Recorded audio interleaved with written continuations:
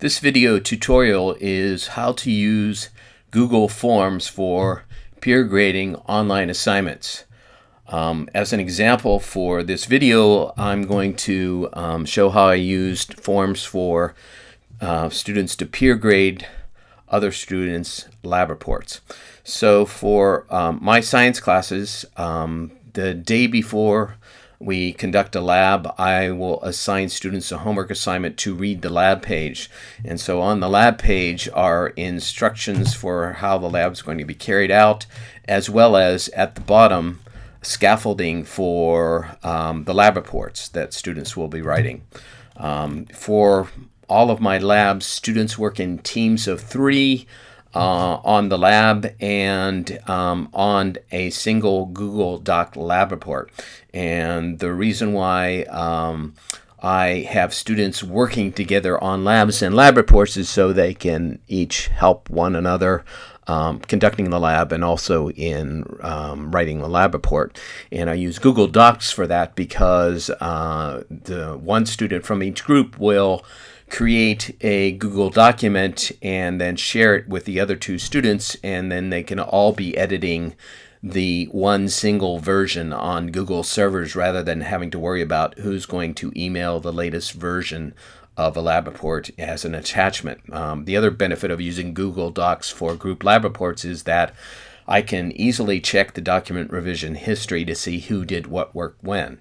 Now for lab reports, for the naming convention for lab reports, I have students name labs based on their class number, group letter, and the name of the lab. So for instance, for this osmosis lab, students will name their document in class 6, group C would name their 6C osmosis, no space.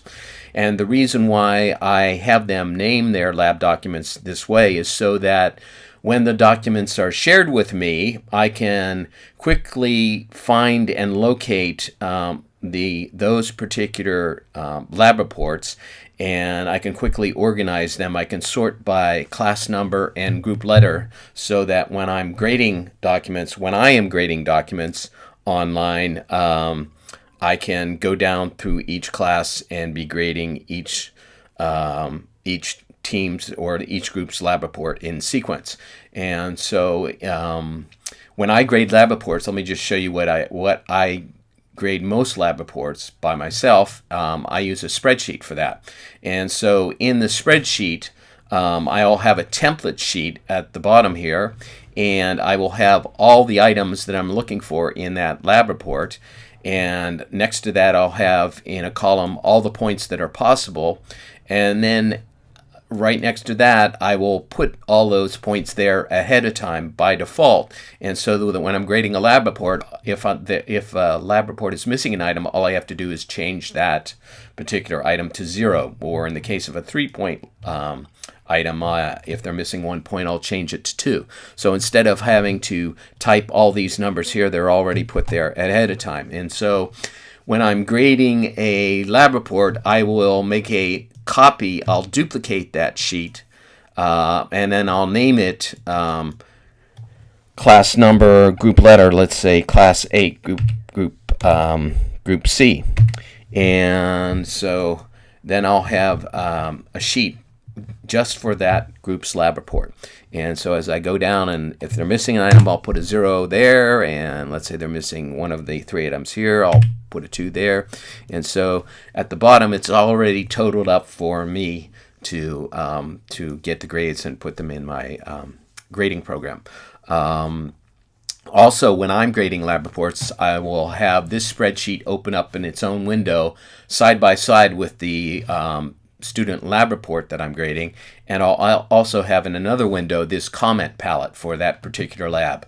For all of my labs, when I'm grading lab reports, I will have a comment palette that has comments that I usually make for that particular lab. Like for instance, for the osmosis lab, this is a common comment that I will put in lab reports. So students or like teachers grading by hand paper reports or paper projects and writing comments on the paper, I just copy and paste comments from this palette, so it saves me time typing.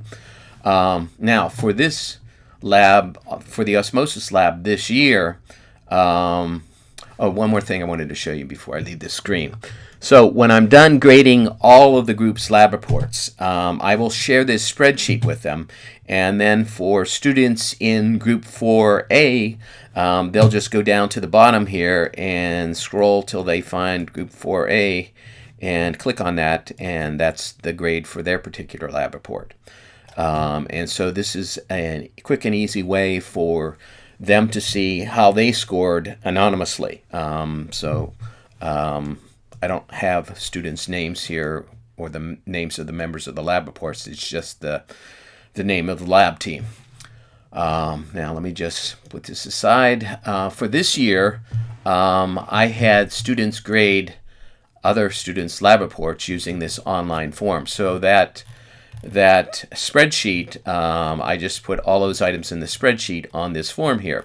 And so the way I did this to have students grade other students' lab reports anonymously, number one, when I get all of those lab reports shared with me, I will put them in a folder, and in that folder I will select all of those lab reports in the folder, and I'll choose to make a copy of them all. And then with those copies, I will drag them to a folder I will share with the students so that they can access other groups' lab reports. And the reason why I do that is because if they saw the original files, over here they would see the names of the owner of the original file, and I don't want them to know the name of the students whose paper they're grading. Now, for logistics purposes, for students who were in group 1, letter A, they're going to be grading group 2, letter A, and so they would just find 2A and open that up, and then they're going to grade this lab report. I also make sure that the students didn't accidentally put in their name at the top of the lab page. I gave them those instructions ahead of time, but I also click to make sure it's not there anyway. And so when students are grading this, they're going to enter their first name and their last name, and that's so that I can check and make sure that all students have graded lab reports, because part of the grade for this lab is to grade other students' lab reports. And one of the best values of having students grade other students' lab reports is that they get an idea of just what kind of detail needs to be put in a lab report, because they're going to be looking for all of these items in the lab report that they're grading. And so I will have students enter their first name, their last name, and their group's lab report name, and then the name of the lab report that they're grading, just to make sure that they're grading the right lab reports.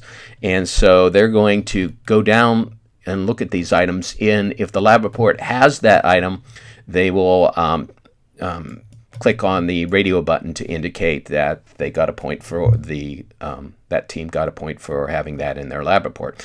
If this item is not in a lab report, they just won't check that radio button. And so let me just show you how this looks when it comes back to me.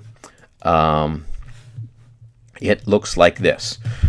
So I will have the first name and the last name of students and their group's name and the name of the lab report that they're grading, and then all of the items and the points for the items over here on the right. And so this is pretty hard to interpret and to work with. So the first thing I'll do is I'll make a copy of this sheet, and then when I make a copy of that sheet, I will sort this column, the name of the lab report that was graded, and then I will have these first four are grades for lab report 1A osmosis, and apparently 7A osmosis had 4 people in their lab group, so they graded 1A's group, and there were 4 of them.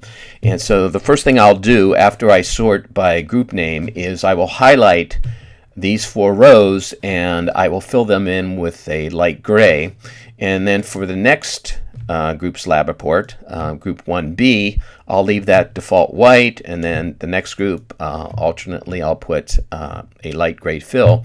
And that's so that I can easily distinguish the boundaries between grades for 1A and 1B and 1C and so on. And then I'm going to take this data all the way from here to the lower right, and I'll copy it, and then I will create a new sheet, and I will paste special transpose. And when you paste special transpose in a spreadsheet, it takes the data that was in rows and puts those in columns, and vice versa. The columns are now in rows, and so I can quickly and easily see the items on the left here, and in the columns I can quickly easily see, because I color coded it, that all of these columns are for group 1A.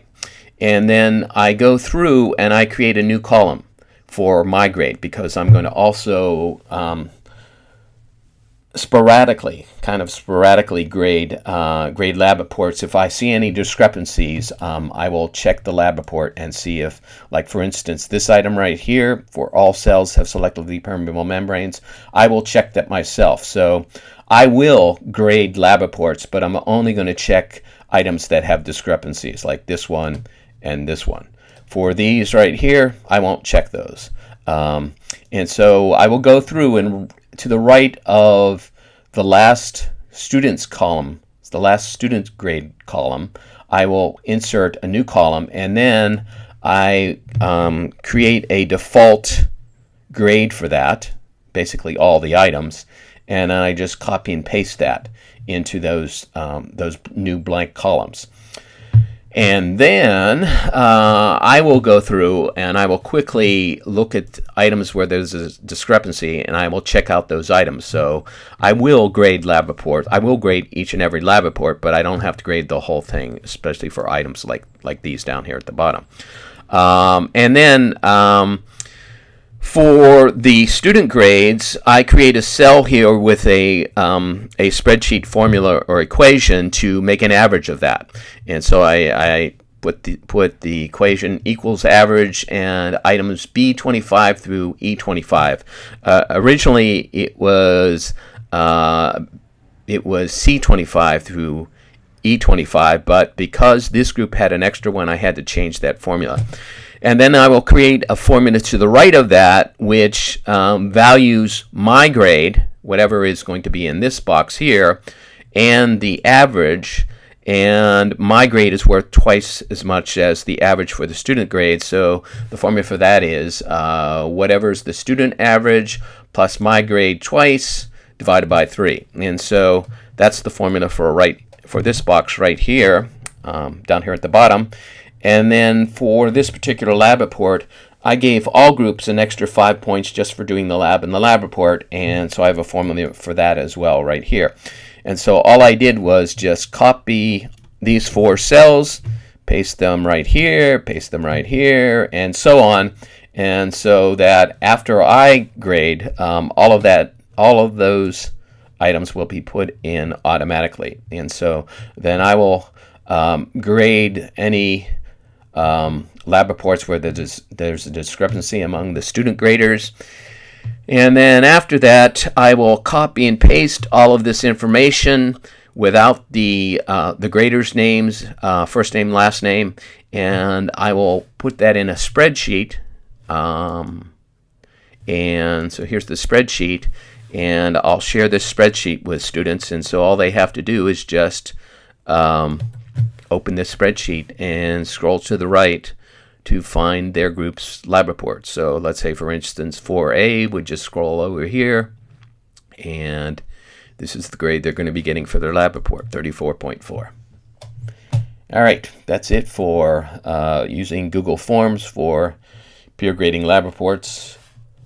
Over and out.